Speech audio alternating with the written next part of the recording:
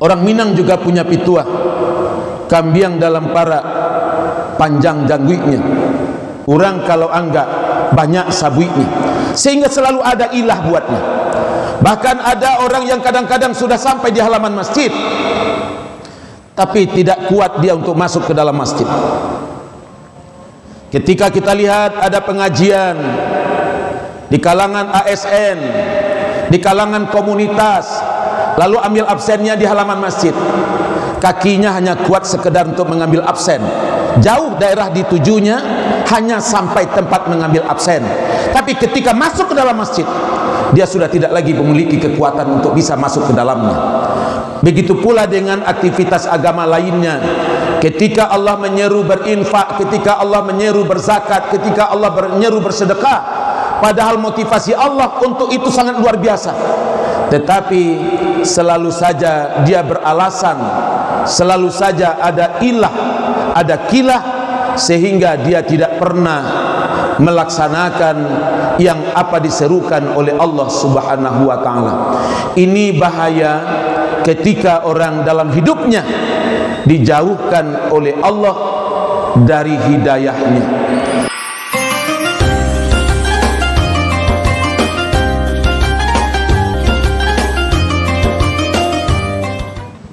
Assalamualaikum warahmatullahi wabarakatuh. Innal hamdalillah ashhadu an la ilaha illallah wahdahu la syarikalah wa ashhadu anna Muhammadan abduhu wa rasuluh la nabiyya ba'dah. Allahumma salli wa sallim wa barik ala hadzal nabiyil karim wa ala alihi wa sahbihi ajma'in.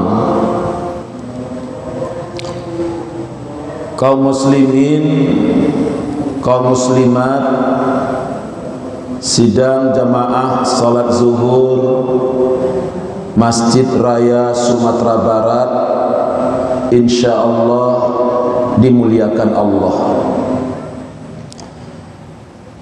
Ada salah satu ungkapan yang sering kita baca dan sering kita dengar dalam Al-Quran, yaitu kata-kata hudan atau petunjuk, atau sering juga kita menyebutnya dengan hidayah. Zalikal kitabu la raiba fihi hudal lil muttaqin. Syahrul Ramadan alladzi unzila fihi al-Qur'an hudal linnas. Hudan. Ternyata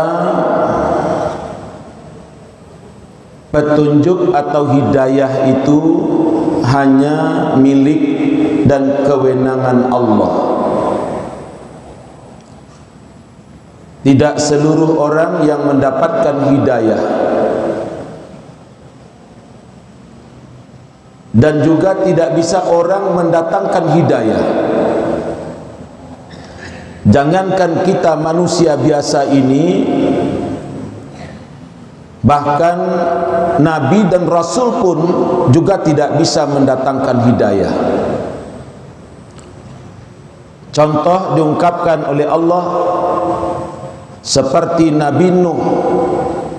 Nabi Nuh punya istri dan anak, ternyata istri dan anaknya tidak mendapatkan hidayah, sehingga ketika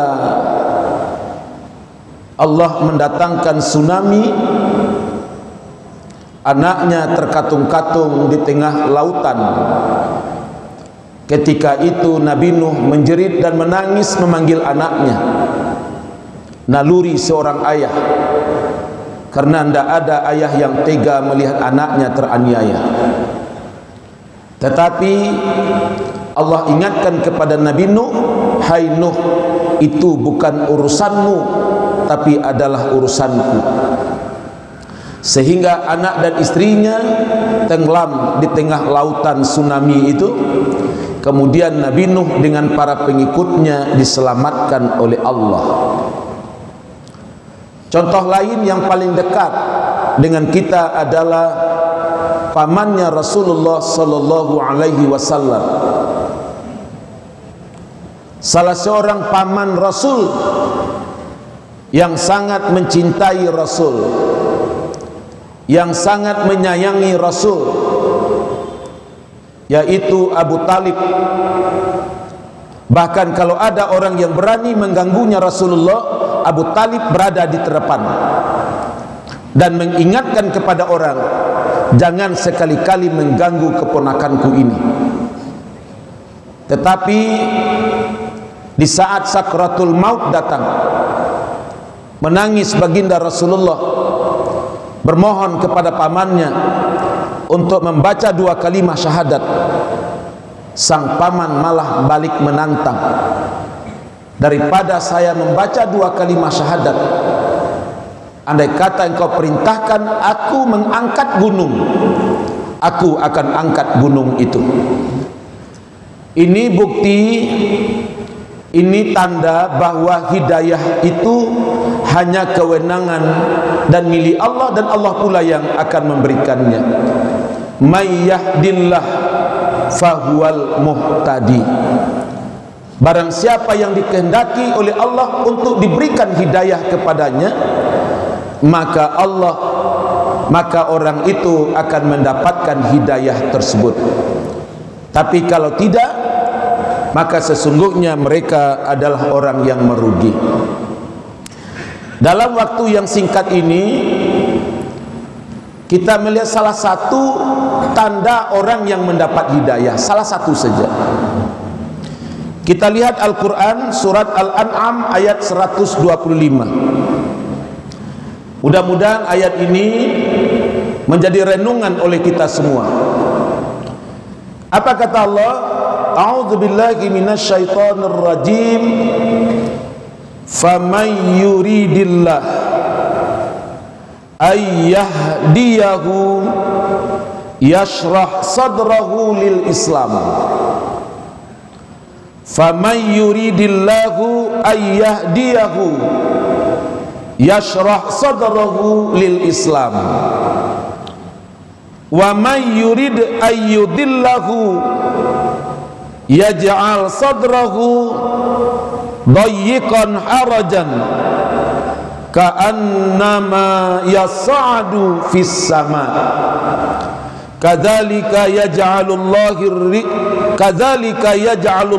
rijsa 'alal ladina la yu'minun.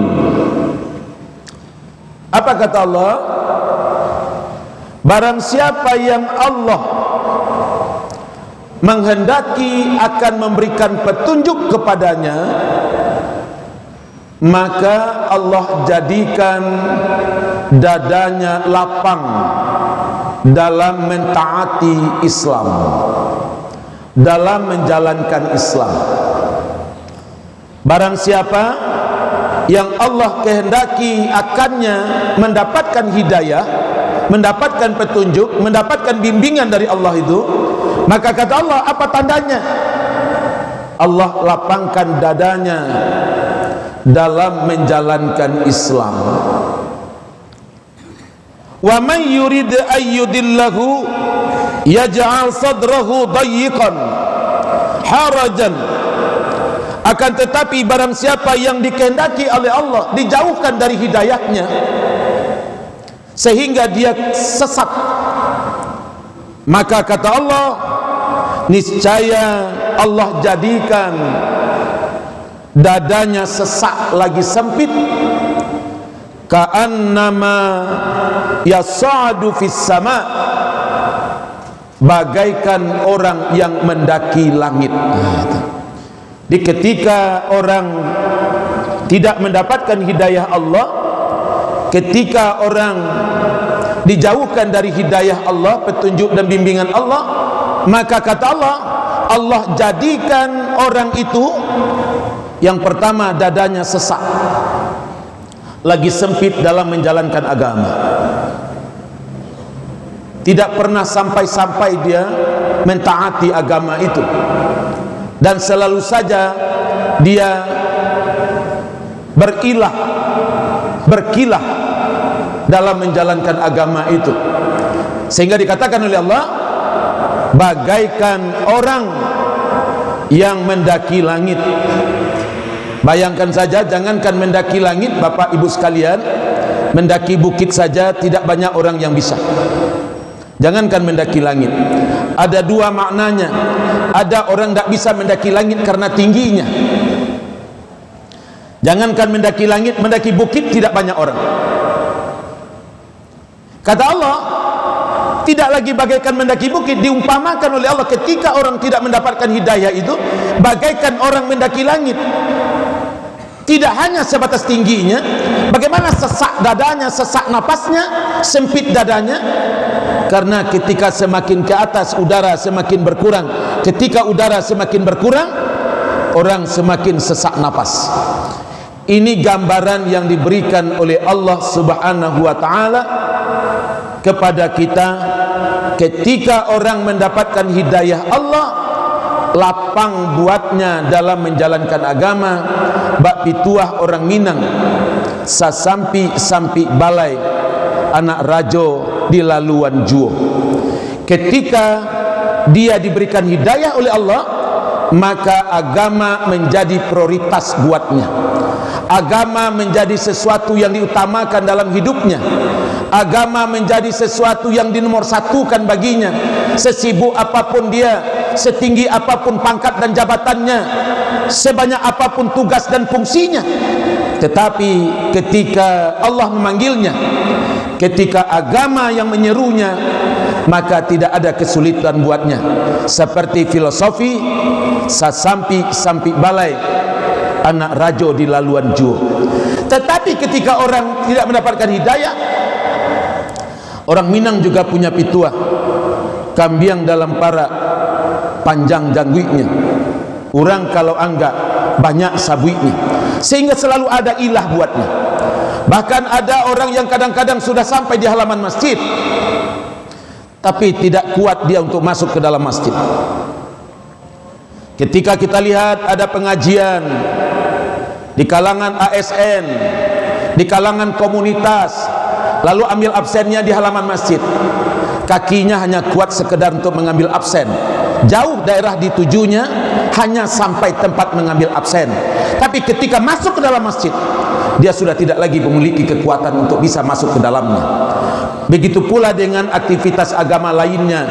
Ketika Allah menyeru berinfak, ketika Allah menyeru berzakat, ketika Allah menyeru bersedekah, padahal motivasi Allah untuk itu sangat luar biasa, tetapi selalu saja dia beralasan, selalu saja ada ilah, ada kilah, sehingga dia tidak pernah melaksanakan yang apa diserukan oleh Allah Subhanahu wa taala. Ini bahaya ketika orang dalam hidupnya dijauhkan oleh Allah dari hidayahnya. Untuk itu bapak-bapak dan saudara, bapak ibu sekalian, kaum muslimin dan kaum muslimat, sidang jamaah salat zuhur, untuk itu mari kita selalu mengejar hidayah Allah. Semakin banyak hidayah diberikan oleh Allah kepada kita, maka kita akan dilapangkan oleh Allah untuk menjalankan agama itu dengan sebaik-baiknya. Karena itulah yang akan menyelamatkan hidup kita, tidak hanya di atas dunia, begitu pula di akhirat kelak. Perjalanan yang sangat panjang yang akan kita tempuh, sehingga kita tidak menjadi orang yang merugi ketika kita tidak mendapatkan hidayah Allah. Allah katakan tentulah mereka orang yang celaka. Orang yang celaka kenapa? Karena orang yang tidak mendapatkan hidayah Allah, sesungguhnya mereka adalah orang-orang yang sesat.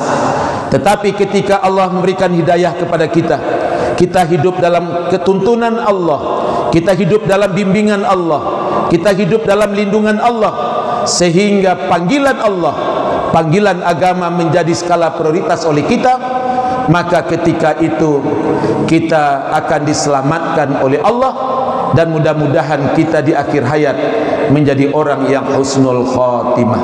Fa'tabiru ya ulil absar la'allakum turhamun. Banyak maaf, wabillahi taufiq wal hidayah. Assalamualaikum warahmatullahi wabarakatuh.